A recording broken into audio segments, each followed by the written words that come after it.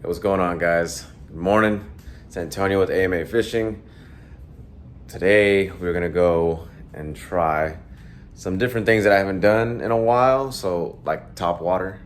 It's been a while since I've been able to get out and get a good top water bite. The theatrics on it is amazing. All right, so that was a lie.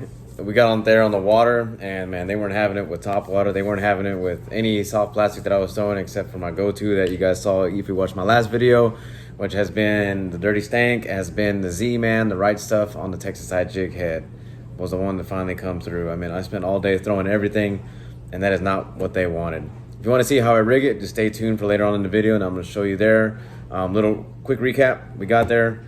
Storm was to our right. If you were here Saturday morning, you would have saw the storm roll through. However, it blew right past us, which was amazing, but it kicked up a lot of wind, pushed a lot of water our way, probably disrupted some of the fishing for a little bit. So caught a couple fish, took about a couple hours to find a couple more, almost got my limit. It's all right, you know, re-gear and go back again. That's the beauty of fishing, and that's the challenge, and that's why we love it, because it's not easy. If it was fishing, everybody would call it catching, whatever. So I had my buddy Dylan with me. He came, he wanted to get on some fish, and luckily he was able to pull in 2 trout, really nice slabs, 120 and 118. Good on you, Dylan. So hopefully we can get him back out there and catching some big hogs. We wanted redfish, couldn't find redfish to save our lives. Guys to the left of me, they were throwing shrimp on a popping cork, and they were pulling in redfish like you wouldn't believe it. So I guess that's what they were keyed in on, or I couldn't find the rhythm or what they were wanting. But stay tuned for the video. I hope you like it, and let me know if anything else you guys need. All right, see ya.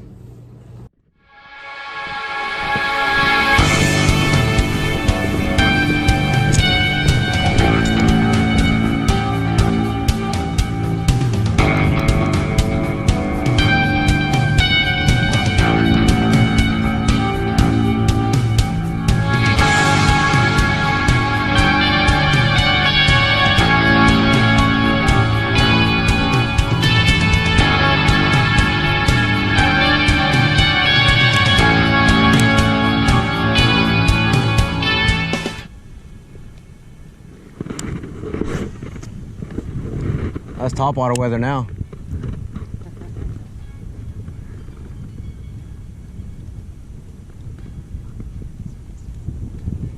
I hope this kayaker can see it. This kayaker has his back turned to it.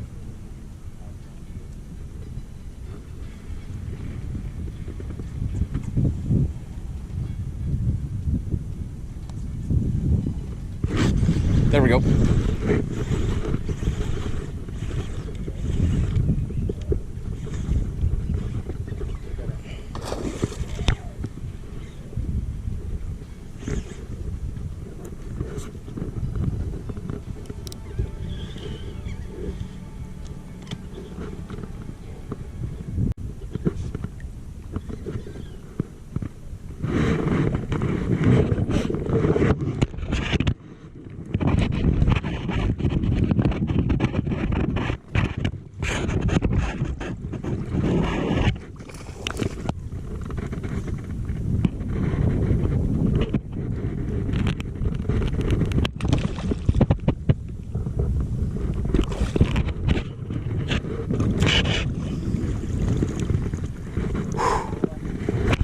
Keeper.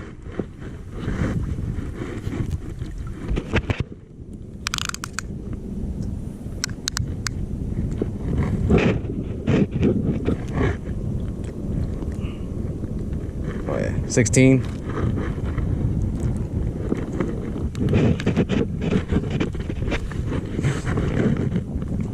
that, guys. I don't think we can get a good view, huh? Beautiful trout, excuse me, beautiful trout.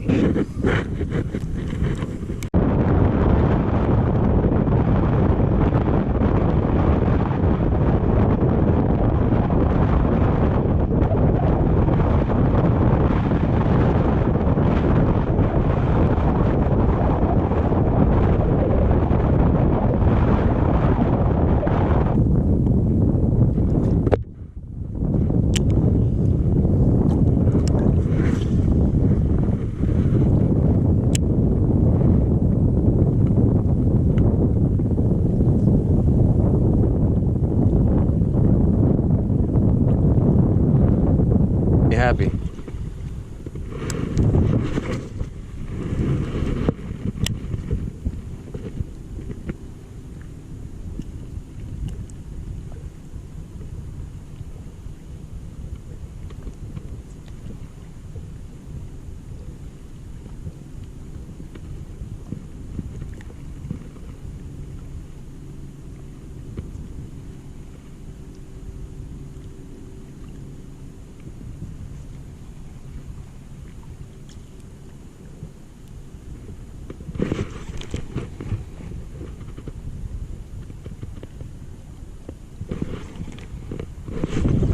There we go.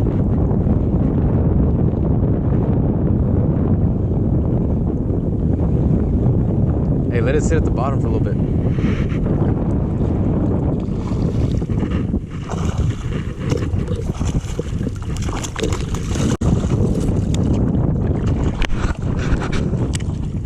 Right here, right there, and let it go all the way down. Just let it chill.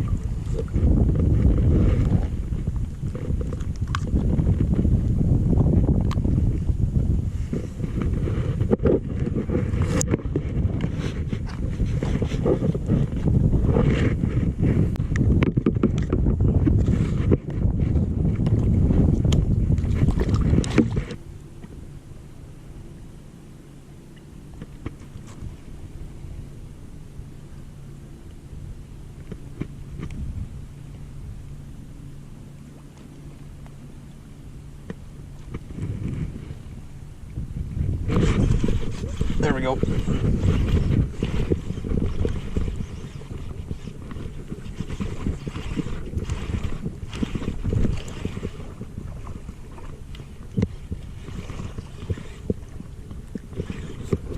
I don't think he's keeper though. Maybe.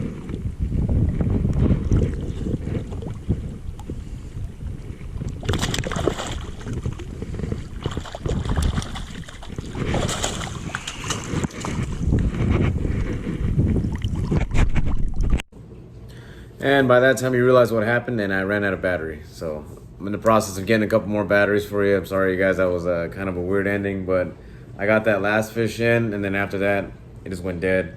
And it was noon. We've been out there since 7. So we're ready, to get back inside and get some grub and get some rest and get those fish on some ice. And that's another tip too, if you want, because trout, once it gets a little warm, it gets a little mushy when they're trying to fillet them. Me and my buddy, what we like to do, get an ice chest, of course, put some ice in there, let them sit for about 30 minutes, and it kind of, solidifies them, makes them a little bit tougher. As you would sound, say tough, but it makes it easier to fillet. Instead of trying to fillet a warm trout, you're filleting a cold trout, and also sometimes there's less blood. All right, so just a little tip here. And then coming up next, like I said, I'm gonna show you how I rig the Z-Man on Texas High Jig Head. Also, I connect my leader to braid. All right, guys. Now for this one, I have 15-pound Super Slick Power Pro on my Lew's Custom Light Baitcaster, left-handed. I have that because the gentleman there at the bait shop said I would hate my life if I had 8-pound, which I was gonna put on there.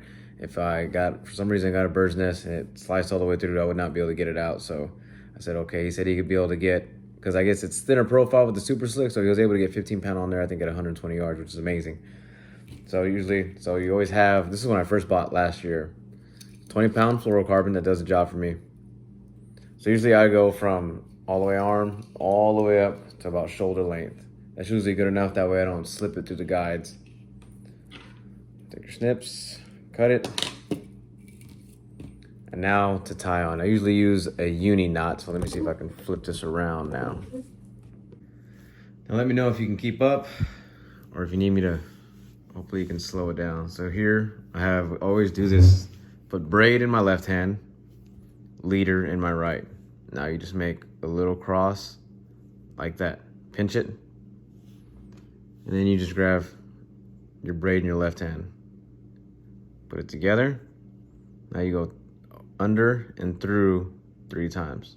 1, 2, 3, and then cinch it down. You're gonna wanna wet it too, but I just wanna keep it in the camera just in case. And now you flip it over okay? So now you put the braid, you make the braid into a loop.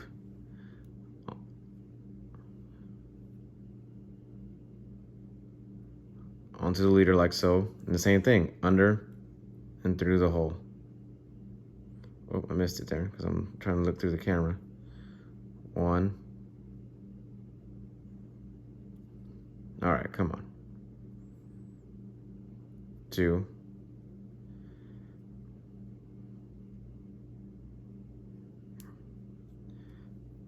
3.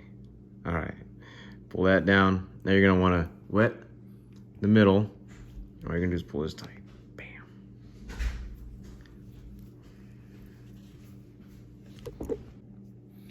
All right, so here you have it. This right here is a 1/8 ounce Texas Eye jig head. You can pick them up if you're here in Corpus. Fin Factory has them, Roy's has them, Academy has them.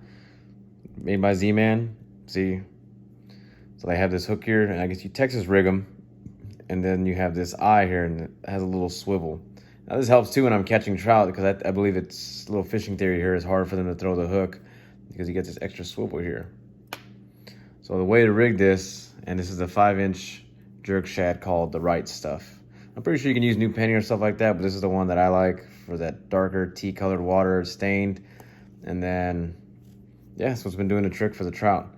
So to rig this, you take this, turn it upside down, right? You're gonna take that hook through here, slide it all the way down, like so, flip it over, so now it's upright. Okay, now this is what I always do for the hook. So I match it there, place my thumb, that way I know exactly where to cut through. Cuts through, perfect, like so. And now you have this little setup. And like I said, because once it swims down, let me get that Ruby's cup out the way. So you drop it down, and initially this is what, can't you get the camera right? All right. So once it pops in the water, it'll hit the ground. If you let it, and it'll swim here, and the buoyancy of these Z-Mans will just allow it. So you gotta see here, the water just having this guy just chilling at the bottom, and you can pop it up, and it'll just dart through the water. This thing darts really, really neat. If you're watching the water, practice it. But like I said, every time I was letting it sit, and I'll drag it a little bit, is when sometimes I would get the bite. So these jig heads really allow it to swim up like this, so it looks like an injured bait, just swimming in the water. Okay. Now for the loop knot, what I tie on to any of my top waters, jig heads, or anything like that. Like I said, the fishing theory that this loop knot helps prevent getting snagged on grass or any kind of debris. So I'll take it. First thing I do is you make just a regular little circle. However, sometimes be careful because you might do it wrong. I've done that before and my knots come wrong. The face is facing the wrong way. If you look on here, there's a face. Let's see if I can get it turned. See, that's facing down the wrong way. So you undo it, tie it the other way.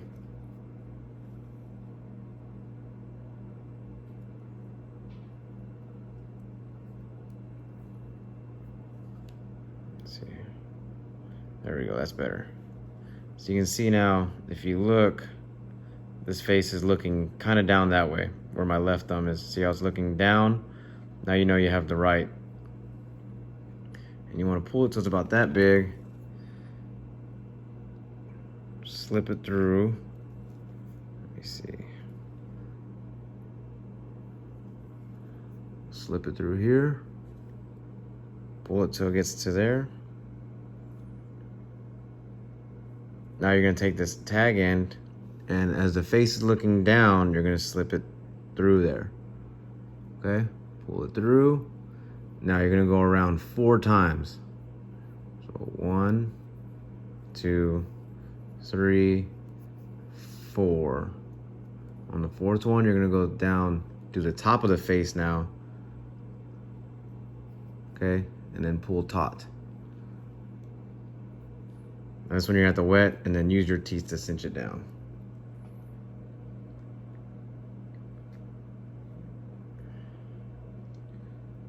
And this is a self-tightening. Let me see if I can get that. And there you go. And now your tag end is facing downward. May take a little bit, but once you practice, you'll get it spot on. Snip off, tag in, and now you have yourself a loop knot. And it just adds for that extra swivel, and it adds, like I said, to keep all the grass and everything else, debris out. If you want another in-depth video, what really taught me was Salt Strong. So I didn't come up with this knot. This knot's been around since I've been fishing, and then they helped me perfect this knot also. So you can check them out. Like I said, this right here has been doing the money for the trout. Hopefully the reds, it was killing the reds for a little bit, but let's see if we can hook them coming up this week, all right? And that's the setup, guys. Oh yeah, don't forget to cut your tag ends for your uni knot, all right? See you on the next video.